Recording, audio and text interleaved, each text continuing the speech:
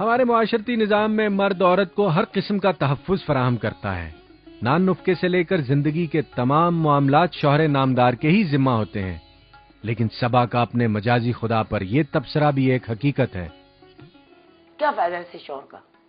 نشہ کر کے لیٹا ہوا ہے ایک سائڈ پہ، اس کو پرواہ نہیں ہے بیوی کی، پتہ ہی نہیں ہے اس کو بیوی کیا ہوتی ہے. کیا کرنا پھر؟ جس طرح ہر دھندا کرنے والی لڑکی کے پیچھے کچھ کردار، بہت سے واقعات اور ان گنت مشاہدات ہوتے ہیں، اسی طرح صبا بی کو بھی بے آسرا ہو جانے کے بعد کوئی جسم فروشی کی طرف لے آیا. وہاں ایک لڑکی تھی گھوڑا، وہ مجھے کہنے لگی جی آپ میرے پاس ہیں اور یہاں پہ آپ کو کوئی تکلیف نہیں ہوگی، آپ بھاگ کے آ گئی ہو، آپ کا کوئی بھی نہیں بن سکتا، آپ گھر بھی نہیں واپس جا سکتی. میں نے کہا ٹھیک ہے میں آپ کے پاس ہی رہتی ہوں.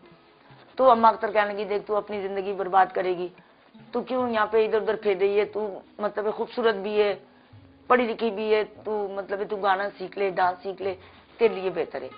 تو میں نے بھی سوچا ظاہر ہے بھائیوں کو بھی کٹوایا ہوں یہ وہ، چلو میں ڈانس وغیرہ سیکھتی ہوں. انہوں نے پھر مجھے کیا ڈانس سکھانا تھا، ظلم میرے ساتھ، بھائی جوئے ہار کے آ گئی. اگر 50,000 کا ہار ہے تو مجھے کرنا پڑا، کیونکہ کرنا پڑتا تھا. جب لگ پڑی لاکھ ہار چاہیے میں نے اس کو دیا. مطلب جو بھی اس نے کیا نا میں نے اس کے ساتھ کیا، بڑا میں نے اس کے ساتھ ہمدردی کی نا. صبا نے اپنی ساری جوانی جسم فروشی میں گزار دی، لیکن اس کے گاہکوں میں کون کون سے حضرات تھے اسے آج بھی یاد ہے. 112 بڑے بڑے لوگوں کو میں نے اس بازار میں آتے دیکھا ہے، منسٹر کو میں نے اس بازار میں آتے دیکھا ہے، جیلر کو دیکھا ہے، ایس پی کو، ڈی آئی جی کو دیکھا ہے. آپ کس کی بات کرتے؟ اکثر بڑے بڑے شوق تو انہی کا ہے اس کام کا. یہ کونسلر ہو گئے، فلانے ہو گئے، ڈمکانے ہو گئے، جتنے بھی آپ کے ممبرز لوگ ہیں، جتنے بڑے بڑے لوگ ہیں، یہ سب یاشیاں کرتے ہیں.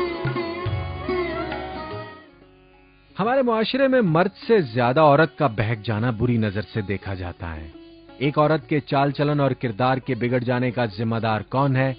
جسم فروش صبا کچھ یوں بتاتی ہیں کہ زندگی کچھ بھی نہیں، یہ سب برباد کر دیتے ہیں یہ لوگ. عورت سے تو غلطی ہو جاتی ہے لیکن مرد کو تو چاہیے نا. ایک دفعہ اگر عورت کو داغ تو عورت تو خراب ہو ہی جاتی ہے، پتہ نہیں ہوتا عورت کا.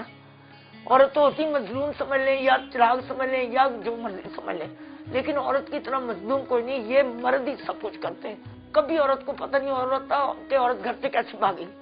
جب تک مرد نہیں اچکل دیتا، جب تک مرد نہیں اس کو کہتا نا، تو جب تک کچھ بھی نہیں ہو سکتا. بیٹا میں نے بڑی کوشش کی کہ میں شریف ہو جاؤں، لیکن شریف لوگ نہیں رکھتے.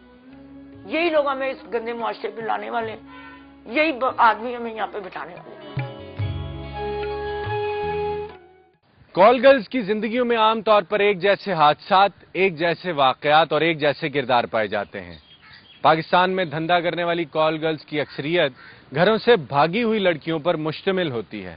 کسی نے پیار میں دھوکہ کھا رکھا ہے تو کسی کو غربت نے مار رکھا ہے، اور کوئی شوہر کے ہاتھوں لمبا عرصہ پٹنے کے بعد میکے جانے کی بجائے جسم فروش ٹولے کے ہتھے چڑھ جاتی ہے، جہاں وہ سسک سسک کر جیتی ہے، تڑپ تڑپ کر مرتی ہے اور کوئی پوچھنے والا نہیں ہوتا. ظلم کی بات تو یہ ہے کہ پاکستان میں دھندا کرنے والیوں کا ڈیٹا چیک کرنے کی آج تک کسی نے زحمت ہی گوارا نہیں کی.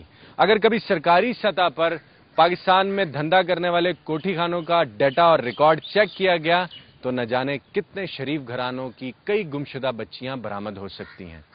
لاہور کے کوٹھی خانے میں پیشہ کرنے والی 24 سالہ مائرہ نے مجھے بتایا کہ 5 سال پہلے وہ پیار محبت کے چکر میں اپنے بوائے فرینڈ کے ساتھ گھر سے فرار ہوئی اور اس بے وفا صنم کے ہاتھوں دھوکہ کھانے کے بعد سے لے کر آج تک نہ چاہتے ہوئے بھی پیشہ کرنے پر مجبور ہے.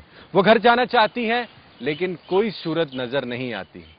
اگر آپ پاکستان میں دھندا کرنے والیوں کے بیان سننا چاہتے ہیں، مصلحت سے ہم بستر ہوا کی بچیوں کے دکھ درد جاننا چاہتے ہیں، عورت نے کس قدر ظلم اٹھا رکھے ہیں جاننا چاہتے ہیں، تو سچ کے سفر میں میرے ساتھ رہیے گا.